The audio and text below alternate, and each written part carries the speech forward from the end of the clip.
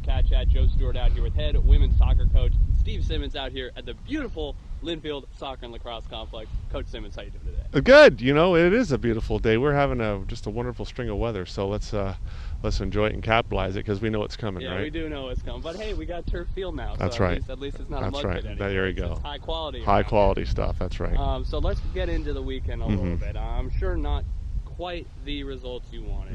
You get 2 at home, but Willamette comes in and they win 3-0, but 3 absolutely beautiful goals on their ends, and then Lewis and Clark, you go up 3-1, and then unfortunately the last few minutes not going your way, and you have to settle for the draw. But first, in the Willamette game, like I mentioned, those are 3 really terrific shots by the Bearcats, and it seemed like chances were even overall. Kind of seemed like it was a score that didn't really reflect how close the game was. But what do you think needed to go differently on the attack to be able to capitalize and keep pace with Willamette? I think the Willamette goals against us were obviously they were well taken, but at the same time, it's the moments that lead up to it, and I think we feel pretty disappointed of giving them the opportunity to even have those shots. So turnover in key areas, allowing free kicks to be in that close. Those are things that we know that if you give any team in the conference a half chance, there's a good chance they'll take it.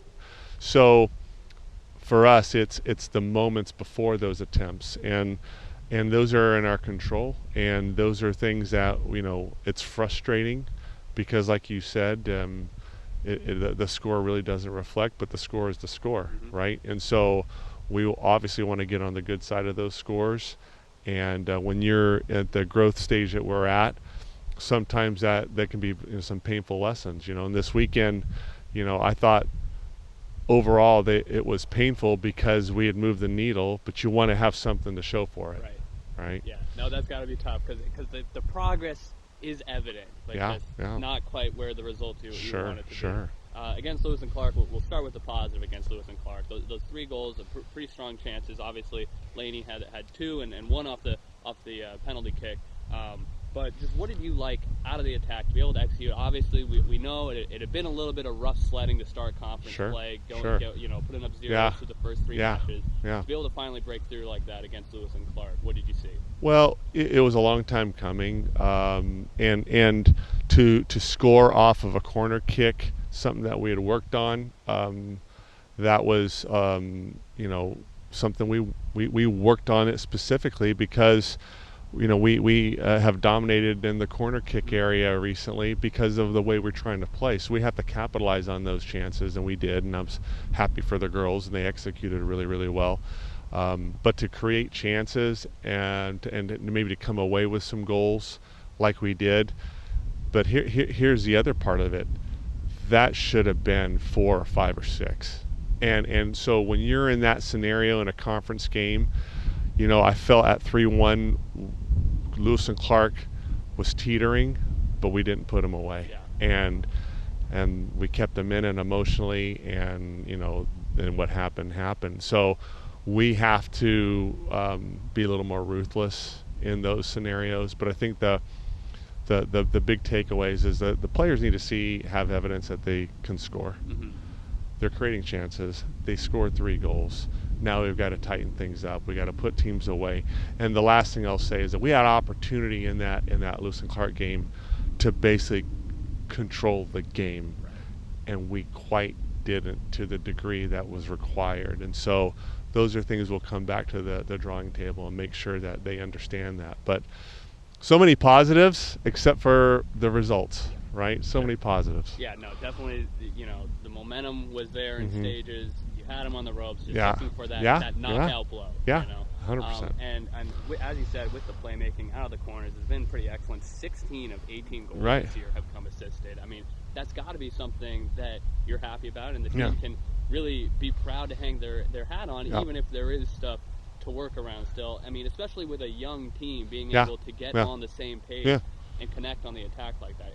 It's something to be happy about. It is because the thing is that we're not counting on any 1 or 2 people to get the job done. it's a collective effort, and hopefully the stats at the end of the day reflect that collectivism, but at the same time there needs to be the collective effort on the other side of the ledger, which is defensively. So did we move the needle this last weekend? Yes.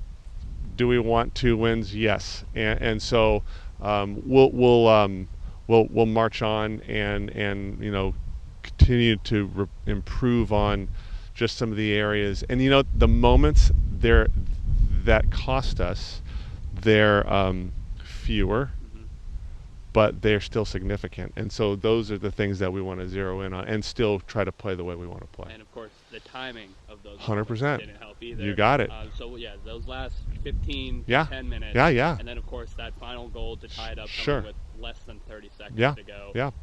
Just what needs to be cleaned up when closing out matches. Well, I think when we have an opportunity to put a team away with our attack, you got to put them away. Sure. You put them away not only with the scoreline, but you put them away emotionally. Put them away in the 50th minute, not emotionally. Yeah, where they go, well, we're not going to win this game, right? And so when you keep a team around that feels they can get something out of it, then they're going to always have a fight. I think the other piece is just making sure that our players understand that in these moments, it's in football it's called the victory formation. Yeah, that's what needs to happen. We're locking this thing down, and maybe something we're not looking to score another goal, but we're not going to concede. Sure. Yeah. All right, two coming up this weekend, home and away at George Fox. So just a quick trip there, and then home against Pacific. Both of those teams are probably also not off to the start that they were hoping for this season. I gotta imagine between your squad and both of them, all very hungry. How do you separate yourselves as things are going to start? We're only a quarter of the way into the season. I know. Already / only. But, right. How do you separate yourselves from these other teams that are trying to prove that they can still hang with the top squads? Yeah, so each team's trying to do what they're trying to do, right? And so are we. So when we play these games this weekend, it'll be nothing different than what we've been trying to do. Is just we just want to improve every single time we step on the field. So, and the Oregon games, the Oregon games have a little extra to it because a lot of the girls know each other, and the proximity and the rivalries, and I think it makes it awesome to be quite honest with you. But everybody's trying to see if they can improve, and it's tight. The league standings, it's tight, and everybody's kind of taking points off each other, and so it'll be no different this weekend. We just look forward to the opportunity. Yeah, it's been a kind of a crazy start in the Northwest Conference to open the year. That's okay. It's all over the place. That's okay, it's okay, man. We'll just let it play out how it goes. There right? you go. Absolutely. Try and get a result every weekend. 100%. All right, so the Wildcats once again at George Fox on Saturday. That one at 11 o'clock. Then we'll be back home in McMinnville on Sunday to take on Pacific at noon, and it will of course have live coverage for you on the Linfield Sports Network. Coach, thanks for the time and good luck this weekend. Thanks, Joe. Appreciate it.